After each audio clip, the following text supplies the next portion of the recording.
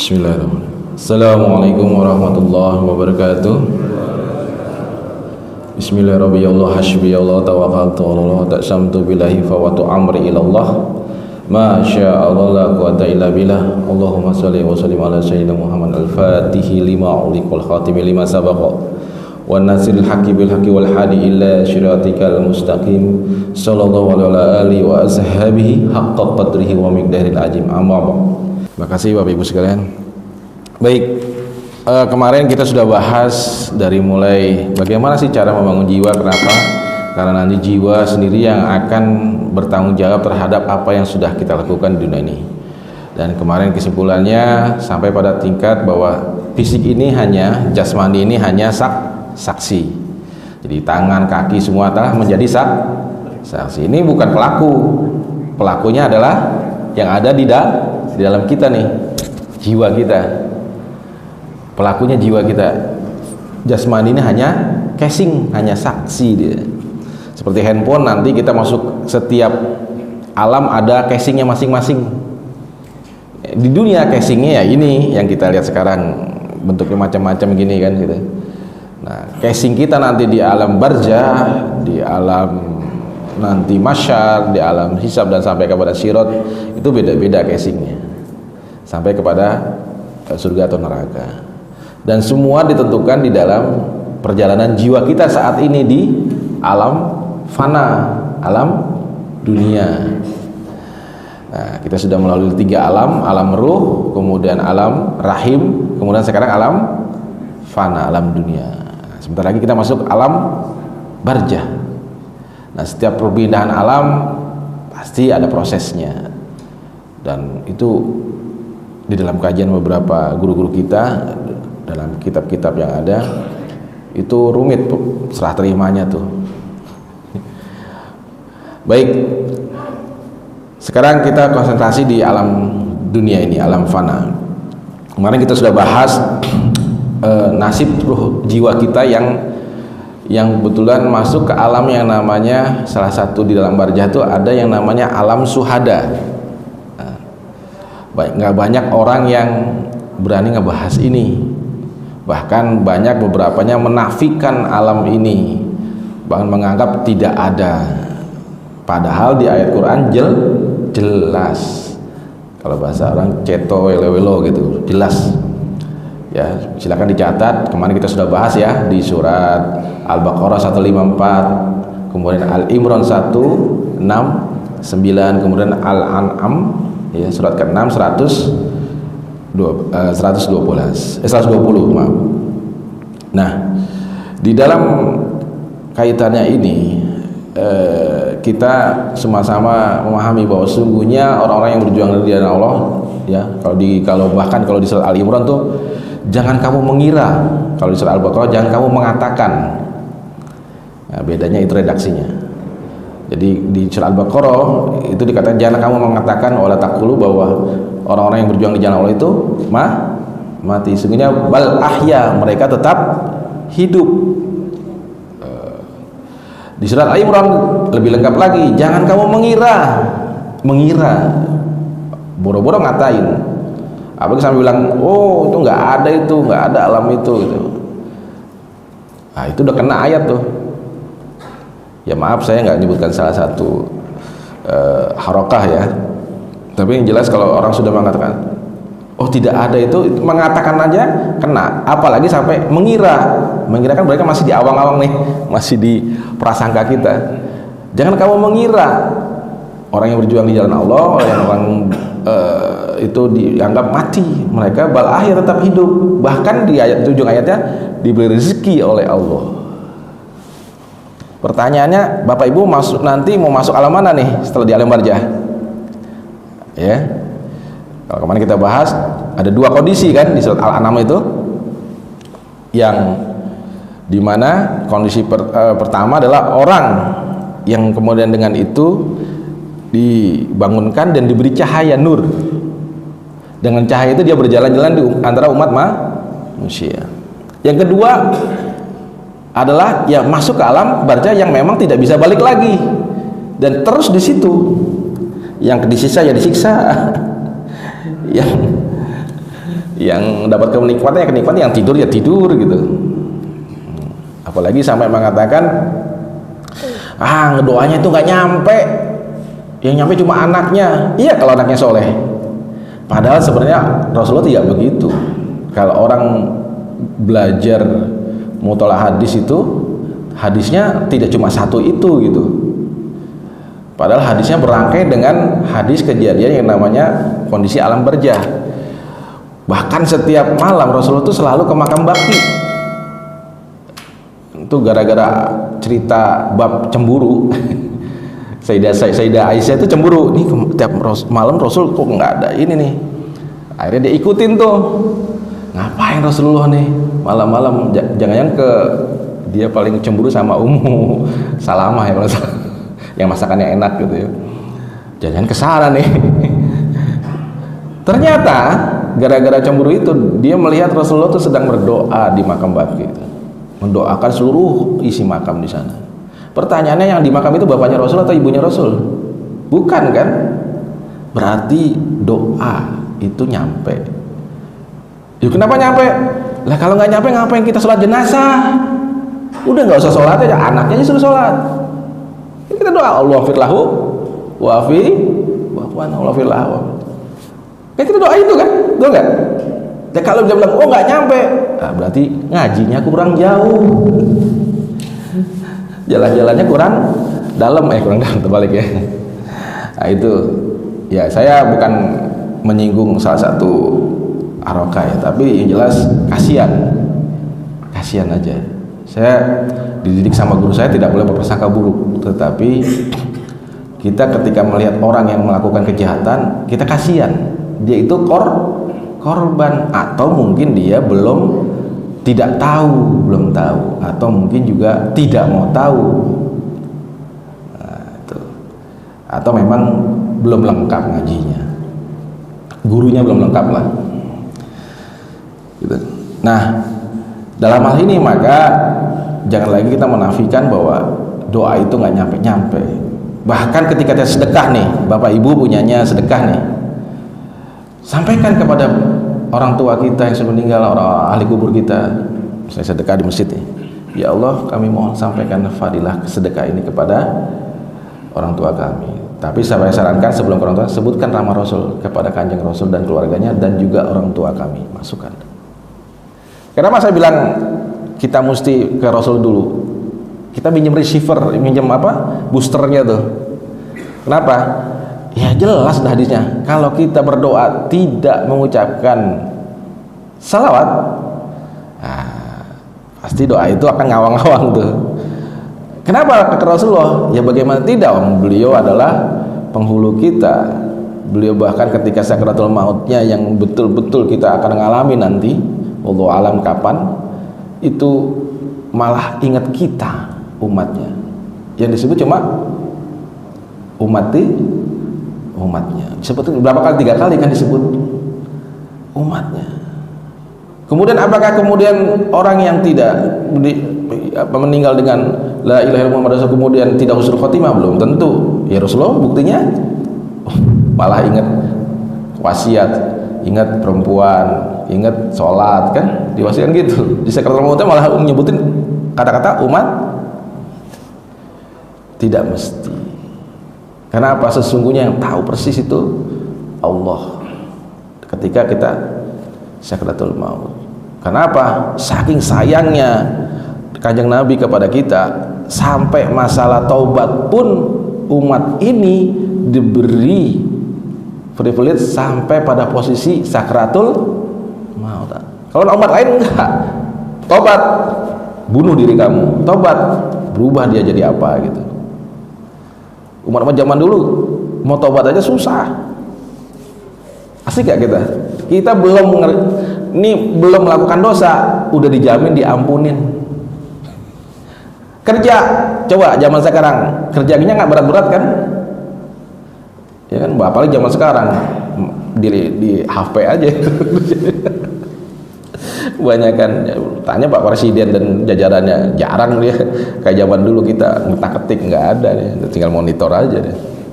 Paling enak umat Nabi sekarang, umat Nabi Muhammad tuh paling disayang. Nah, untuk itu makin masuk ke materi berikutnya. Coba kita buka surat 13:31. Surat ke-13 Ar-Ra'd ayat 31. Bismillahirrahmanirrahim. Ya, silakan. Dan sekiranya ada suatu bacaan kitab suci yang dengan itu gunung-gunung dapat diguncangkan, atau bumi jadi sebelah, atau orang yang sudah mati dapat berbicara, itulah Al-Quran. Sebenarnya segala urusan itu milik Allah. Maka tidakkah orang-orang yang beriman mengetahui bahwa sekiranya Allah menghendaki semua manusia beriman? Tentu Allah memberi petunjuk kepada manusia semuanya, dan orang-orang kafir senantiasa ditimpa bencana disebabkan perbuatan mereka sendiri, atau bencana itu terjadi dekat tempat kediaman mereka, sampai datang janji Allah penaklukkan Mekah. Sungguh Allah tidak menyalahi janji. Nah, ini dahsyat lagi nih ayat itu. Ayat ini dia mulai dengan huruf walau anna Qur'anan su'irat. Ya, ini pasif ya. Tetapi ini ada, berarti kan ada sesuatu yang menggerakkan. Ada satu kekuatan yang menggerakkan Quran ini. Dan sekiranya ada suatu bacaan Quran ya maksudnya, yang dengan itu gunung-gunung dapat diguncangkan, su'irat, dapat diguncangkan. Artinya gunung itu kan kalau lihat diam ya, tapi kok bisa diguncangkan dan bisa hidup. Atau bumi menjadi terbelah, likuifasi, tahu kan? Nah, berarti likuifasi sudah dibicarakan di Al-Quran nggak? Nah, gara-gara ini banyak orang masuk Islam nih. Kemudian atau orang yang sudah mati dapat bicara. Nah, ini ada riwayatnya sendiri. Itulah Al-Quran. Nah, berarti kalau kita baca telah ayat ini, bukan semula jadi. Kalau kita baca misalnya Pak Baheke baca Bismillahirrahmanirrahim, hidup. Belum tentu kan? Kan bukan bacaannya loh, hati-hati jangan kejebak nih, bisa syirik nanti. Bukan kebacaannya, tetapi energi atau power atau kekuatan di balik itu. Pertanyaannya apa itu? Kan gitu aja. Itulah nur Quran. Cahaya Quran, nur Quran itu. Nanti kapan waktu kita dalami lagi. Nah, berarti kekuatan itu siapa? Ya Allah. Dengan apa? Nur Allah. Ya, surat An-Nur ayat 35. Nur ala nur, cahaya di atas cahaya. Kita pun ini semua adalah kumpulan cahaya, Bapak Ibu. Itu kan waktu kita umur 4 bulan 10 hari ya, kutiupkan ruh ke dalam janin. Berarti pelakunya siapa yang meniupkan ruh? Malaikat apa Allah? Allah sendiri. Dahsyat enggak kita? Kemudian kita akan mengingkari kemuliaan kita. Dahsyat. Allah sendiri pembentukan manusia itu. Kutipan ruh langsung. Berarti kan luar biasa bahan bakunya kita nih. Di dunia dikasih tuntunan oleh Allah melalui Kanjeng Nabi. Kanjeng Nabi terkenal dengan namanya Nur Muhammad. Kemudian diberi Quran yang dengan di situ menjadi Nur Quran. Dahsyat. Itu yang maksud nur ala nur, cahaya di atas cahaya. Pahamin ya Pak? Nah, oke, jauh amat saya mikirnya. Oke, kita turunkan dikit, set masuk ke alam dunia nih. Pernah ngeliat matahari kan? Nanti kita bentar lagi lihat tuh matahari terbit. Apakah dia milih-pilih tuh ngasih sinar? Wah ini kamu agamanya apa? Enggak kan? Tidak pilih-pilih makhluk kan? Enggak juga, semua didapat sinarnya matahari di bumi kita ini. siapapun dia, makhluk apapun dia, yang kelihatan maupun tidak kelihatan, yang paling kecil sampai yang paling besar, yang sampai nggak kelihatan itu, yang kemarin kita diserang sama virus corona, itu paling takut sama matahari deh. Virus, iya, ahli virologi itu tahu persis virus itu akan mati ketika tersentuh sinar matahari. Saking dahsyatnya Allah melihara kita. Nah, saya mau arah kepada, berarti ada apa nih? Ada kekuatan apa di situ sehingga membuat gunung bergerak, membuat yang meninggal bisa bicara? Pertanyaan, mau nggak kita punya nur Quran itu? Oke, sekarang masuk lagi, kita buka surat Al-Anfal, Pak. Al-Anfal ayat 2. Hafal pasti semua teman-temannya. Al-Anfal ayat 2 juz 9 ya. Bismillahirrahmanirrahim. Sesungguhnya orang-orang yang beriman adalah mereka yang apabila disebut nama Allah gemetar hatinya, dan apabila dibacakan ayat-ayatnya kepada mereka bertambah kuat imannya, dan hanya kepada Tuhan mereka bertawakal. Nah, dahsyat lagi nih, ya. Dia ngambil dengan kalimat kepastian. Innamal mu'minuna allazina idza dzukirallahu wajilat qulubuhum wa idza tuliyat alaihim ayatuhu zadatuhum imanan wa ala rabbihim yatawakkalun. Innamal mu'minuna allazina. Jadi ini kalimat pasti, bukan kalimat nanti, enggak, pasti. Jadi sesungguhnya orang yang beriman itu,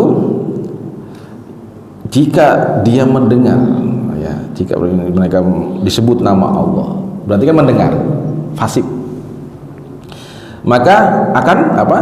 Bergetar. Apa? Qulub, hati mereka. Kemudian kalau dibacakan ayat-ayat Allah, maka akan bertambah imannya. Pertanyaan kita udah nyampe sono belum? Disebut nama Allah, apakah kita bergetar? Bergetar tuh gini. Itu kan jauh ya. Itulah yang disebut namanya nurullah tadi, yang menggetarkan kita. Kenapa orang itu bisa bergetar hatinya ketika disebut nama Allah? Hah? Oke, Bapak Ibu, mungkin ibu-ibu nih yang pernah ngalami nih. Pernah nggak waktu muda disebut namanya, misalnya nama suaminya gitu, langsung hatinya gimana? Gitu kan, bergetar lah ya.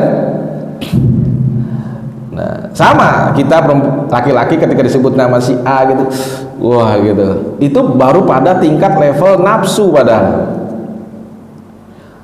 Berarti kan sebenarnya masuk ke dalam kolbu bisa dong, bisa. Apa yang membuat kita bergetar? Apa yang mesti dilakukan? Ini membangun jiwa kita sehingga jiwa kita tuh langsung bergetar. Jiwa kita langsung bergetar. Apalagi disebutkan ayat Allah. Makanya ketika saya ngaji, guru saya punya guru namanya Imam Awal, itu ketika padahal cuma baca terjemahan kayak tadi gitu, padahal saya cuma mengalihkan perhatian. Wah, pantesan kamu nggak dapat rahmat Allah, padahal ayat Allah dibacakan di depan kamu. Di situ saya semenjak itu nggak berani tuh, ketika dibacakan ayat Allah saya langsung benar-benar fokus, saat itu mohon kebaikan rahmatnya dari Allah. Jadi kalau sekali lagi teman-teman, bapak-bapak, apa latihannya supaya tadi jiwa kita bergetar? Otomatis kalau kita mendapat nurullah, nur Quran itu nyangkut tuh. Apa? Maka sering disebutkan di dalam Jumat. Tadi juga saya sebutkan.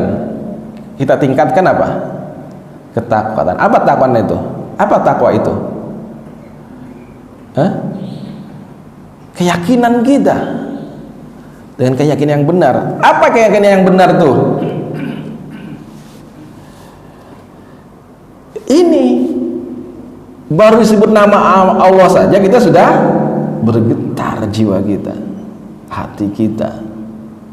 Apalagi boro-boro melakukan sesuatu yang dilarang. Nanti ini iman, sehingga berarti gaya hidupnya akan pasti dia salama, aslam dia, Islam dia. Kalau orang udah imannya seperti ini, gaya hidupnya pasti Islam. Apa itu Islam? Mahwa Islam. Apa hakikatnya Islam? Berserah diri, tunduk patuh kepada Allah. Glosor kalau bahasa Jawa itu udah benar. Berserah diri kepada Allah. Berarti apa? Benar-benar kita la haula wala quwata. Yang adalah bukan pikiran dan nafsu kita, tetapi adalah sunnatullah. Yang ada adalah sunnahnya Kanjeng Nabi. Itu Islam.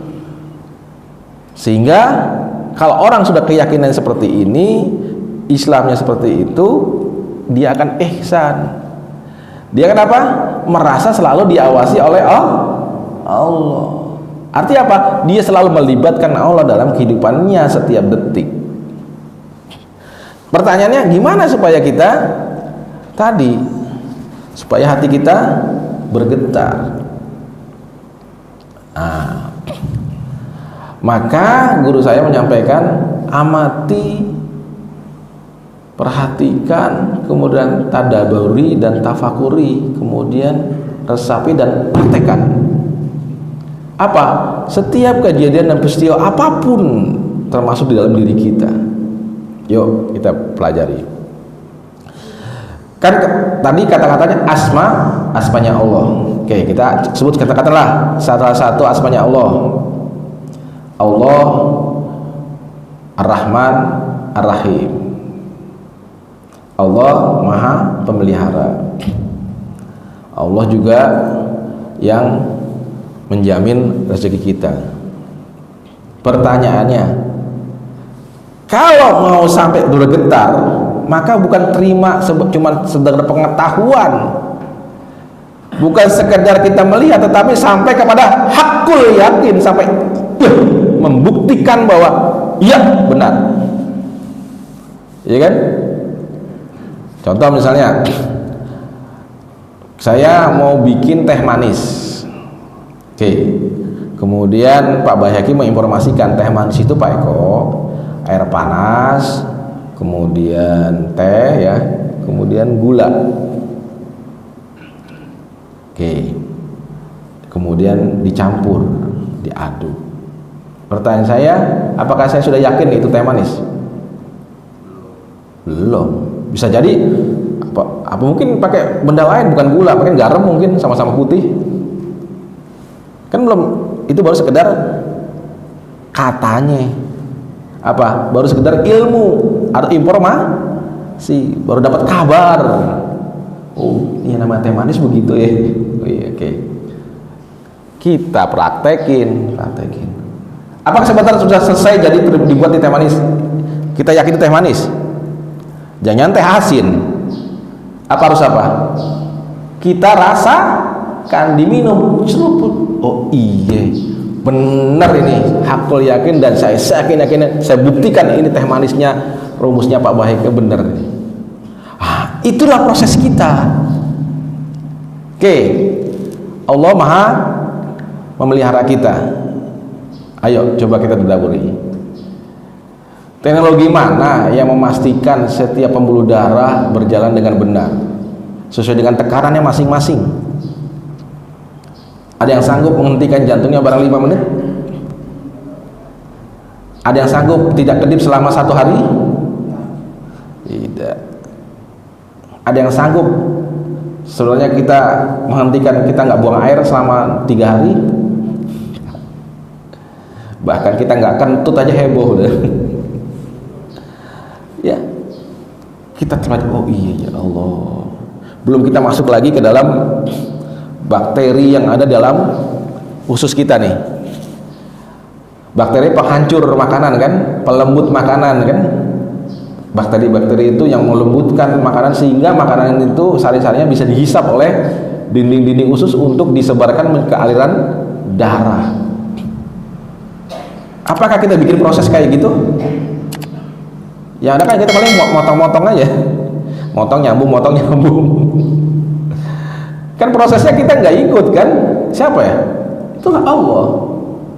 Sampai segitunya. Kalau Allah memelihara kita, itu bakteri jalan-jalan ke otak kita lumer. Bayangin kalau otaknya lumer, kayak makanan yang ada dalam usus. Aduh, wassalam gitu. Otak udah empuk, masuklah bakteri. Kan soalnya bisa aja kan? Wong satu kan darahnya nyampe sini kan, pipa kapilirnya kan masuk sini kan. Tapi kenapa bakteri itu nggak jalan-jalan kemari? Ya kalaupun ada kasus 1-2 lah. Tapi kenapa dia nggak jalan-jalan? Virus yang lain kayak rabies, apalagi corona selamanya bisa kemana-mana. Tapi dia kenapa ini nggak bisa jalan-jalan ke atas? Itu saking Allah memelihara kita. Jadi kayak di sini ada screening gitu. Di leher kita nih kayak ada screening. Gitu. Luar biasa nggak Allah? Luar biasa. Belum pendengaran kita. Ini yang dikatakan hidup itu. Bukti bahwa Allah itu menarik kita apa? Oke, kita buka As-Sajdah. As-Sajdah ayat 9, Pak. Coba dibuka, Pak. As-Sajdah ayat 9. Bukti bahwa Allah itu benar-benar memelihara kita. Biar kita tahu asal mula kejadian kita. Ketemu, Pak? As-Sajdah surat ke-32.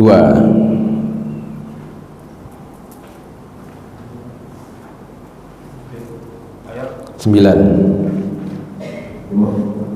Bismillahirrahmanirrahim. Kemudian dia menyempurnakannya dan menyiapkan roh ciptaannya ke dalam tubuhnya, dan dia menjadikan pendengaran, penglihatan, dan hati bagimu. Tetapi sedikit sekali kamu bersyukur. Iya, luar biasa kan? Ini yang tadi saya bilang. Jadi proses Allah meniupkan ruh. Jadi Allah, dia itu siapa? Dia kembali kepada Allahnya, menyempurnakan dan meniupkan ruh ciptaannya ke dalam tubuh. Kemudian menjadikan pendengaran, ya, sama wal absor, penglihatan. Kemudian apa? Hati kita. Kemudian kita banyak yang sedikit sekali yang bersyukur. Oke, ini sebenarnya informasi di mana Allah memberikan perangkat orang itu supaya bisa hidup di dunia, kemudian berinteraksi dan mengenal Allah. Ya, penglihatan, kemudian pendengaran, kemudian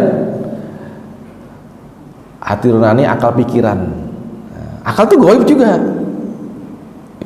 Ini otak, perangkat kerasnya, tetapi yang gerakan sopirnya akal namanya.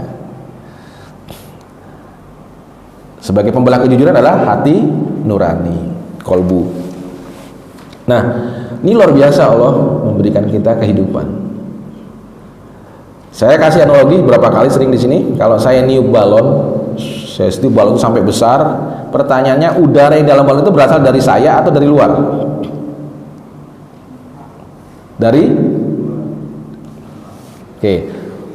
diri saya dong. Bapak Ibu lah, dari Bapak Ibu sendiri niup balon nih. Pas niup balon, udara yang masuk ke dalam balon itu dari luar apa dari dalam diri kita? Luar biasa ya kita gitu. Sini Allah bilangkan, nyampaikan apa? Meniupkan ruhnya.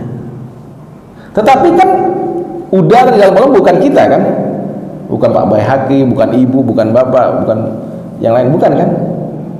Tapi tetap disebut balon, bukan kita.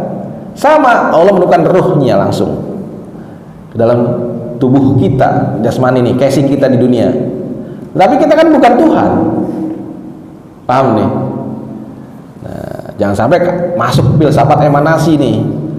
Ini nanti penganutnya jadi Thomas Aquinas dan yang lain-lain, sehingga mengatakan Tuhan bersatu dengan makhluk. Enggak gitu. Itu lama-lama nanti akan membenarkan tentang adanya tentang Nabi Isa, dia arahnya ke sana itu. Padahal enggak, yang adalah kekuatan Tuhan, kekuatan Allah. Bukan Allahnya, tapi unsur dari situ adalah asal. Kita mau dikasih tahu asal kita itu mulia sekali gitu loh. Dari cahaya yang luar biasa. Nur alam, cahaya di atas cahaya. Dahsyat. Nah, untuk kita supaya bisa menggetarkan, coba kita buktikan semua sifat Allah dalam kehidupan ini. Kita rasakan, oh ya terbukti. Allah itu memelihara makhluknya, menjamin rezeki setiap makhluk. Surah Al-Ankabut tuh. Sampai binatang melata pun dijamin. Buktikan, oh iya. Setiap pagi tuh ibu yang sering ya. Coba ibu-ibu kalau pagi tuh nyiram tanaman. Coba ibu buka tuh di pinggir tanaman, pasti ada cacing. Mau yang kecil mau yang besar. Hidup nggak dia? Hidup. Padahal kita cuma makanan dia, nutrisi dia dari mana itu Allah yang ngirim ke dia? Pasti kan Allah yang berbuat itu. Padi di sawah, Pak Tani kan cuma nanam-nanam aja. Walaupun ngasih pupuk, cuman pupuk itu masuk ke dalam jaringan tubuhnya si padi itu siapa? Kita nih dulu waktu kecil bayi lemah kan? Tapi sekarang kita besar gini, bisa berdiri tegak. Pertanyaannya, tulang itu kalau dipikir-pikir ditaruh di kita bedah, kita ambil tulang ditaruh, itu bisa melar dengan sendirinya nggak? Kan keras dia tuh. Tapi kenapa bisa melar kayak kita gede-gede gini? Padahal dulu kecil. Siapa itu? Itu. Itu yang kita terus hingga sampai kita bergetar, iya Allah. Maka kalau saya biasanya, kalau saya pribadi, ini belum naik lagi nih, saya biasa naik gunung Pak. Sampai di atas tuh, itu langsung dapat, kalau bahasa zaman sekarang vibe-nya gitu. Di atas gunung saya langsung, ya Allah, benar-benar terasa. Atau saya ke tengah laut, wah, bergetar hati kita dengan ciptaan Allah yang namanya gunung, yang namanya laut. Kita nggak ada apa-apanya. Di situ kita benar-benar Allah musuh, kita akan bergantung sama Allah 100%. Itulah Islam. Itu makanya disebut al-ikhlas itu kan itu. Nah, jadi coba kita latih tuh tiap hari, apa kejadian yang atau peristiwa atau apa. Nggak usah mikir yang karomah-karomah yang gaib-gaib yang wah ini. Umat Nabi Muhammad tuh udah luar biasa, dikasih Quran, dikasih kemampuan untuk berpikir dan menelaah, mentadaburi semua itu, sehingga nggak perlu tuh mujizat yang luar biasa untuk orang beriman tuh. Umat Nabi Muhammad lu keren. Kalau umat yang dulu apa nyari yang anu lah ya. Kita enggak. Coba peramati itu nyamuk, lalat. Bapak bisa bikin replika nyamuk yang persis sama sekali? Nggak bisa. Gimana? Di dalam nyamuk itu ada pembuluh darahnya. Di dalam pembuluh darahnya ada bakterinya. Di sayapnya itu banyak bakteri dan virus. Terus virus itu juga punya mekanisme pencernaan. Ayo gimana bikinnya? Ayo coba bikin. Nggak bisa.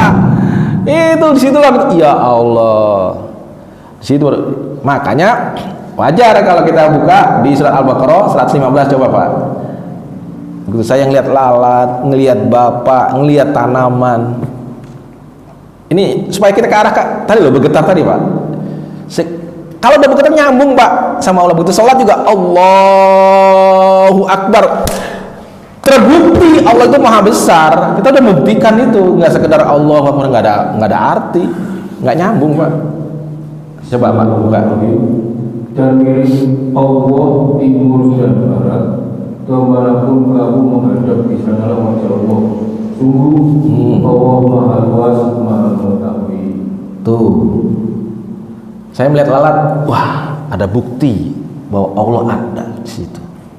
Ada kekuasaan Allah di situ. ya kan?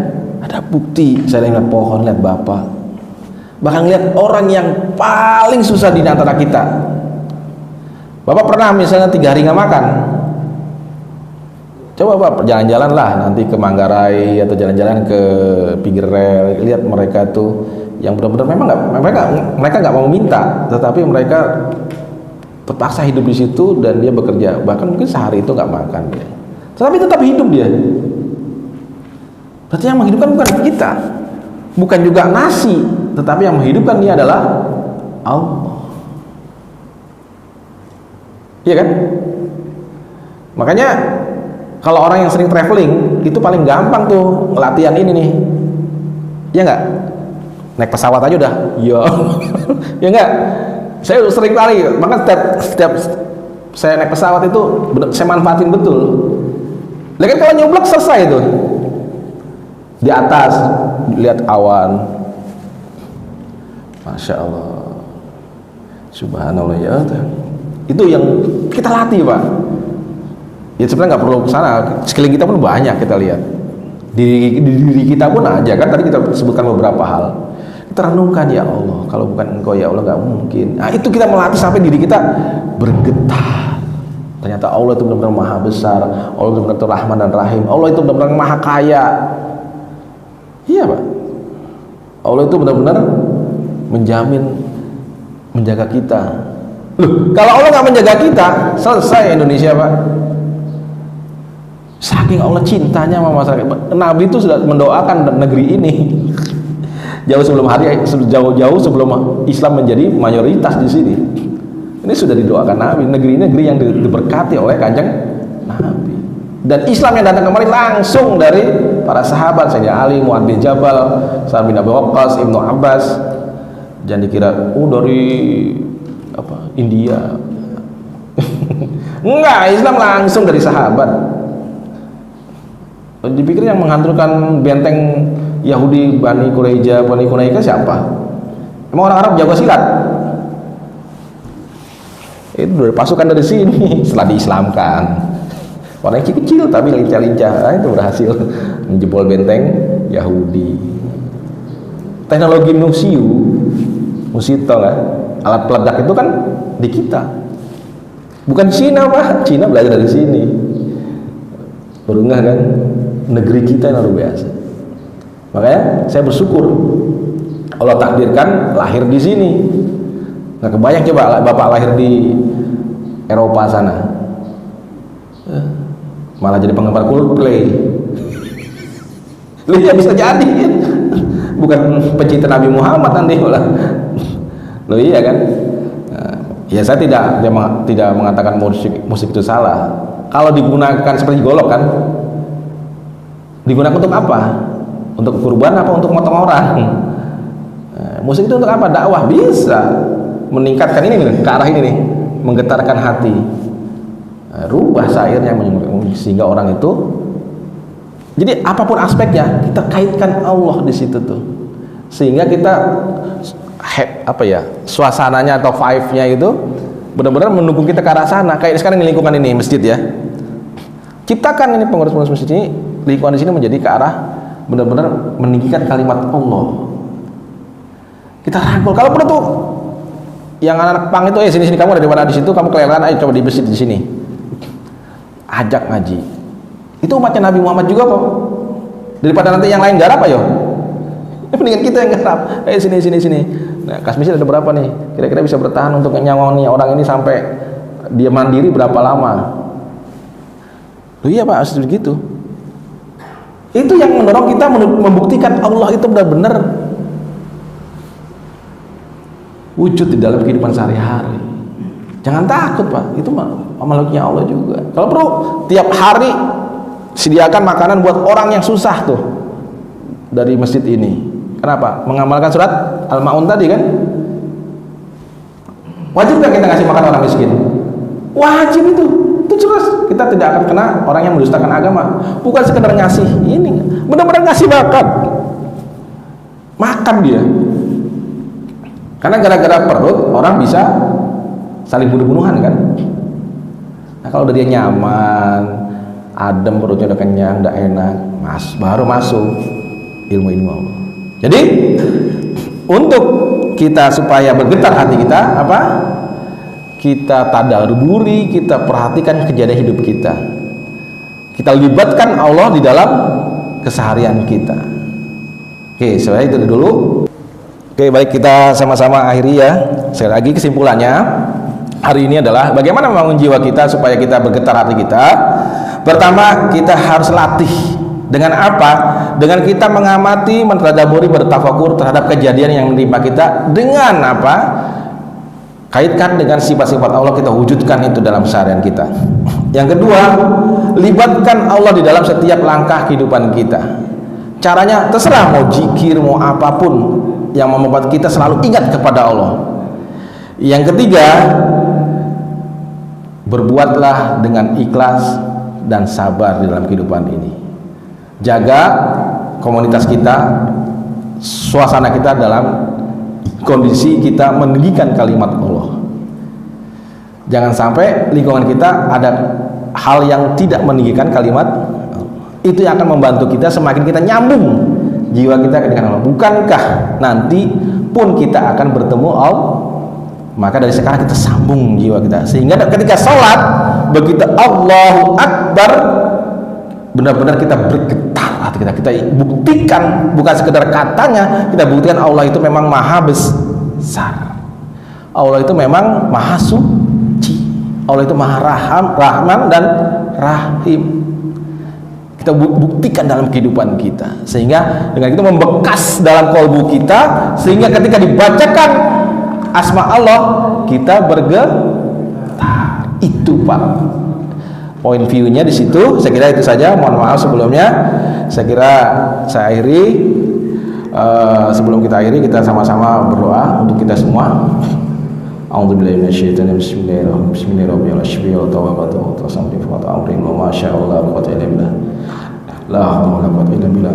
Allahumma shalli wa barik ala sayyidina Muhammad nuril jati wa syiri syarifi syari asma'i wa syifati wa ala ali wa salli wa sallim ya arhamar rahimin. Ilahi anta ma'sudin wa laka mazbi atini mahabbataka wa ma'rifataka wa la haula wa la quwwata illa billah. Irhamna ya Allah, irhamna ya abadun wal ajabil akhirah ya hayyum ya qayyum ya zul jalali wal ikram. Aminna ala dinil Islam, aminna ala dinil Islam ya Allah. Allahumma ya Allah bihabi husnul khatimah.